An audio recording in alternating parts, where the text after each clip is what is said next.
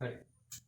ප්‍රාණී 110ක වාර්ෂික වැල්පොලි අනුපාතයක් යටතේ වාර්ෂික පොලි ගෙවන බැංකුවක රුපියල් 50000ක මුදලක් අවුරුද්දක් සඳහා තැන්පත් කරයි. හරි. අවුරුද්දක අවසානයේ ඇයට ලැබෙන මුළු පොලි මුදල සොයා තැන්පතුවේ ඇති මුළු මුදල ගණනය කරන්න. හරි. රුපියල් 50000ක් මුදලක් එක්තරා මූල්‍ය සමාගමක සුළු පොලි අනුපාතයක් යටතේ එක් අවුරුද්දක් සඳහා පමණක් ආයෝජනය කිරීමෙන් ඉහත සඳහන් පොලි මුදලටම සමාන පොලි මුදල් ලබාගත හැකි වේ. කියනවා බලමු. රාණී මුල් අවුරුදු දෙකට පසු බැංකුවේ තැන්පතුවේ ඇති මුළු මුදලම තවත් අවුරුදු දෙක කාලයකට ඉහත මූල්‍ය සමාගමේ ආයෝජනය කරන්නේ නම් ඇයට මූල්‍ය සමාගමෙන් ලැබෙන පොලි මුදල හොයන්නලු. හරි. හරි. තියෙන්නේ වැල් පොලියයි සුළු පොලිය ගන්න. තියෙන්නේ වැල් පොලියයි සුළු පොලිය ගන්න තියෙන්නේ. හරි. දැන් ඔක්කොම ගන්න වැල් පොලිය සුළු පොලිය මොකක්ද කියලා දැනගන්න බෑ. නිකන් කියන්නකෝ දැන්ට. ගලාවට කියලා දැනගන්න. හරි. සුළු පොලිය කියන්නේ දැන් හිතන්න කෙනෙක් රුපියල් 1000ක් මට දුන්නා. මම ගත්තා. මම රුපියල් 1000ක් ගත්තා. එයා මගෙන් පොලිය කය කරනෝනේ. ඒ ගන්න පොලිය ගන්නේ කෙලින්ම රුපියල් 1000ට තමයි. ඒක හරි. ඒක සුළු පොලිය අනුපාතයකට යටතේ හැම වෙන්නේ. සුළු පොලිය අනුපාතයකට රුපියල් 1000 තමයි පොලිය ගන්නේ. හැබැයි වැල් පොලිය අනුපාතයක හැම වෙන්නේ නැහැ. රුපියල් 1000ක් මං එයාගෙන් වැල් පොලිය අනුපාතයකට ගත්තොත් එයා පළවෙනි අවුරුද්ද රුපියල් 1000ට පොලි මුදල ගත්තට දෙවෙනි අවුරුද්ද ගැන ගත්ත රුපියල් 1000ට නෙමෙයි. ගත්ත රුපියල් 1000ට නෙමෙයි අර ගත්ත රුපියල් 1000ටයි පළවෙනි අවුරුද්දේ තව ගණන් තියෙනවට අන්න ඒ ගණනටයි දෙකම එකතු කරලා තමයි ඌ බද්ද ගහන්නේ. එතකොට වැල් පොලි අනුපාතයකට යන්න පොලි වැඩි වෙනවා. හරි. සුළු පොලි අනුපාතයක එහෙම වෙන්නේ නැහැ නේ. සුළු පොලි අනුපාතයක කෙලින්ම එකට රුපියල් 1000 රුපියල් 1000 තමයි අවුරුදු පළවෙනි අවුරුද්දේ දෙවෙනි අවුරුද්ද තුන්වෙනි අවුරුද්ද දිගට රුපියල් 1000ම තමයි. වැල් පොලි අනුපාතයකදී එහෙම වෙන්නේ නැහැ. යන්න පොලිය අඩු වෙනවත් නෙමෙයි වෙන්නේ වැඩි වෙනවා. පළවෙනි අවුරුද්දට වඩා වැඩි පොලියක් දෙවෙනි අවුරුද්ද ගෙවන්න වෙනවා. හරිද? දෙවෙනි අවුරුද්දට වඩා වැඩි පොලියක් තුන්වෙනි අවුරුද්ද ගෙවන්න වෙනවා. එහෙම වැල් පොලියක් බැලක් වගේ තමයි දිගට ඇදී යනවා. හරි. ඒක තමයි වැල් පොලි අනුපාතකයේ තේරුම. හරි. දැන් මේ ගණන් තේරෙනවා එක බලමු. දැන් මෙයා කියන්නේ රාණි 110ක වාර්ෂික වැල් පොලි අනුපාතය කරතේ. හරි. යටතේ වාර්ෂික පොලි ගෙවන බැංකුවක රුපියල් 50000ක් එයා තැන්පත් කරනවා අවුරුදු දෙකකට. හරි. දැන් බැංකුවෙන් අපිට පොලි ගෙවනවානේ. එතකොට අවුරුද්දේ අවසානයේ එයාට ලැබෙන පොලි මුදලත් අහලා තියෙනවා. තැන්පතුවේ මුළු මුදලත් අහලා තියෙනවා. හරි. ඔකටම දෙකක් තියෙනවා. දෙකම කියන්නම්කෝ. මුලින්ම පළවෙනිට කියන්නම්කෝ. මෙන්න මෙහෙම. දැන් 110ක් නේ. අපි හොයමු පළවෙනි වසරේ පොලිය කොච්චරද කියලා. පළමු වසරේ පොලිය. පළමු වසරේ පොලිය. කොච්චරද? 110 නම් 50000ට කීයද? අච්චරට මෙච්චර කොච්චරද තියෙන්නේ? බින්දුව කැපුවා රුපියල් 5000ක් පළවෙනි අවුරුද්දට එනවා. දැන් හොයමු දෙවන වසරේ පොලිය අපි හොයමු. දෙවන වසරේ පොලිය. දැන් 110 නම් 5000ට නෙමෙයි බලන්නේ. 5000ට නෙමෙයි බලන්නේ අර ගෙවන්න තියෙන තව 50000යි 5000යි දෙකටම බලන්න. දැන් දෙවෙනි වසරේදී පොලිය ගන්න වැල් පොලියනේ දෙන්නේ. වැල් පොලිය නිසා ගෙවන්න තියෙන 50000යි තව පළවෙනි අවුරුද්දේ යාට තව පොලියක් ගෙවන්නත් තියෙනවනේ. ඒ පොලියටත් එක්ක තමයි යා කෙලින්ම 10000 ගුණ කරන්නේ. සුළු පොලිය අනුගත එහෙම නෑ. කෙලින්ම ගත්ත මුදල් විතරයි ගුණ කරලා දාන්නේ. වැල් පොලියදී එහෙම නෑ. ගෙවන්න තියෙන පොලියටත් එක්ක තමයි 10000 ගුණ කරන්නේ. හරි. අන්න එතන තමයි එතන වැදගත්ම දේ එතන. මෙන්න මෙතන තමයි වැල් පොලිය වැදගත්ම දේ. ඊට පස්සේ දැන් කෙලින්ම සුළු කරලා ගන්න විතරයි තියෙන්නේ. 100ට 10 ගුණ කරනවා 55000යි. 0.2. එතකොට එනවා 5500යි. අන්න දෙකයි. පළවෙනි අවුරුද්ද ගෙවන්න උනේ යාට රුපියල් 5000යි. දෙවෙනි අවුරුද්ද හැබැයි ගෙවන්න වෙලා තියෙන 5500යි. ඒ කියන්නේ පළවෙනි අවුරුද්දට දෙවෙනි අවුරුද්දේ පොලිය වැඩි වෙලා. යන්න පොලිය වැඩි වෙනවා.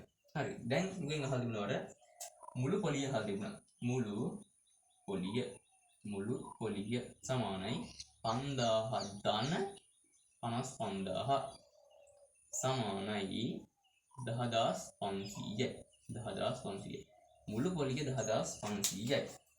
ඊට පස්සේ අහලා තිබුණා වගේ තැන්පතුවේ ඇති මුළු මුදල. තැන්පත් account එකේ තියෙන පුගාණ කියලා අහනවා. මුළු මුදල කොහොමද දෙන්නේ? අර 50000ක් තියෙනවා. අර 50000 එයා තැන්පත් කරපු 50000ක් තියෙනවා. ධන ඇයි බැංකුවෙන් ගහපු මොනවද පොලිය තියෙනවා 10500ක්. මේ දෙක එකතු කරපුවම 60500ක් 60500ක් එනවා. ඔන්න බැංකුවේ තියෙන මුළු මුදල. දැන් ඔක හදන්න දෙක ක්‍රමයකුත් තියෙනවා. දෙක ක්‍රමයක්. ඕනි නම් මේ ක්‍රමයට යන්න පුළුවන්. නැත්නම් මේ ක්‍රමයට යන්න පුළුවන්. ක්‍රම දෙක කරලා ලකුණු දීලා තිබ්බා. මෙහෙමයි. දෙවෙනි ක්‍රමය මේක. දැන් වැල් පොලියනේ. කෙලින්ම 5000 ගුණ කරනවා 100ට 10න් නෙමෙයි 110න්. අවුරුදු දෙකක් හින්දා 100ට 110න් ගුණ කරනවා.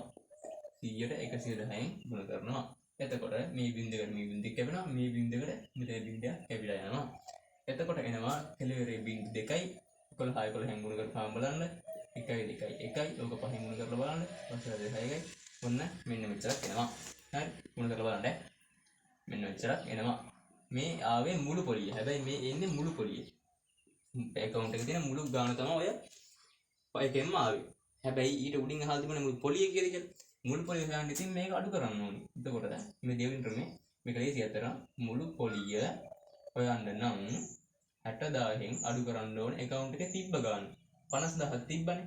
වැඩි වුණ ගාණ එතකොට පොලිය වෙන්නේ. එතකොට අඩු කරපුවම 10500ක් එනවා පොලිය විතරක්. ඔන්න. එච්චරයි. මේක 100ට 110න් ගුණ කරේ මුළු මුදල හොයා ගන්න ඕන නිසා. හරි? මුළු මුදල හොයා ගන්න ඕනි නිසා. එච්චරයි ඒකේ. අවුරුදු දෙකකින් තමයි 100ට 110 දෙකකින් ගුණ කරේ. අවුරුදු 3ක් තියෙනවා නම් 100ට 110 3කින්. පහක් තියෙනවා 5කින් ගුණ කරලා දාන්න ඕනේ. එතකොට හැම වෙනාම මුළු මුදල. හරි. ඊට පස්සේ කියලා දෙනවද? රුපියල් 50000ක් මුදල එක්තරා මූල සමාගමක සුළු පොලි අනුපාතිකයක් යටතේ එක් අවුරුද්දක් සඳහා පමණක් ආයෝජනය කිරීමෙන්. එක අවුරුද්දක් සඳහා විතරලු. හරි. කිරීමෙන් ඉහත පොලි මුදලම ලැබුණලු. ඒ කියන්නේ එයා රුපියල් 50000ක් වෙන බැංකුවක ගිහලා තැන්පත් කරාට පස්සේ මේ පොලි මුදලම හම්බෙලා. හැබැයි අපි දන්නේ නැහැ එයා මේ බැංකුවේ වාර්ෂික පොලි අනුපාතය කීයද දන්නේ නැහැ. හරි ඒක බලමු කොට ඕනේ වෙයි.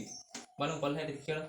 රාණී මුල් අවුරුදු දෙකට පසු බැංකුවේ තැන්පත් කර ඇති මුළු මුදල තවත් අවුරුදු දෙකකට කාලයකට පස්සේ ඉහත මුල සමාගමේ ආයෝජනය කරනවා. ඒ කියන්නේ අර වෙන අනිත් බැංකුවේ තැන්පත් කරනවලු මේ ඔක්කොම මුළු මුදල.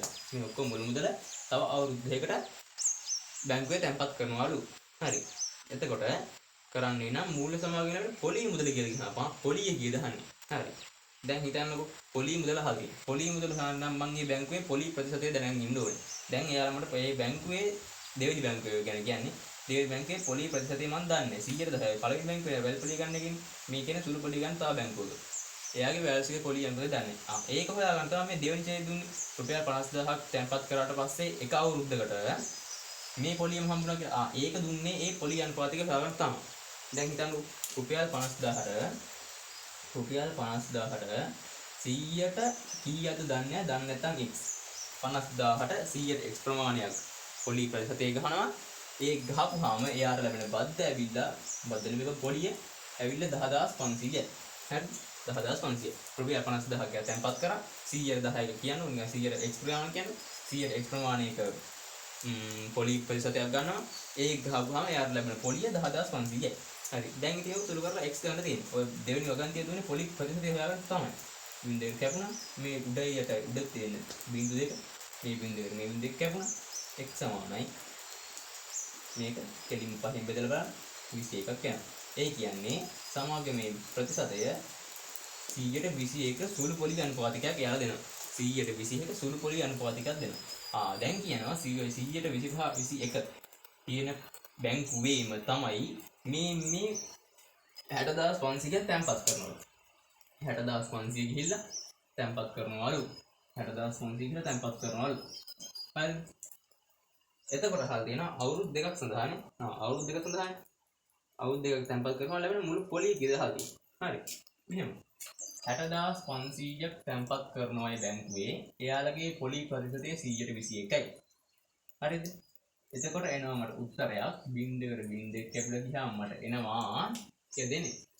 බලමු කිව්වරු 6යි 5යි 21යි 5යි බින්දුවයි 6යි 5 2 10යි 1යි 6 12යි මෙන්න 12යි 7යි බින්දුවයි 5ක් යනවා. හැබැයි මේ ආවේ එක අවුරුද්දකට. දැන් එයා තැන්පත් කරන අවුරුදු දෙකක් සඳහානේ. අවුරුදු දෙකක් සඳහා කියන්නේ වසර දෙක සඳහා කියපුවාම මේ අගය ගුණ කරන්න ඕනි දෙකෙන් අවුරුදු දෙකක්. එතකොට එනවා 5යි 5යි 10යි 1යි 4යි 14යි 1යි 5යි 1යි. මොන නෝනද?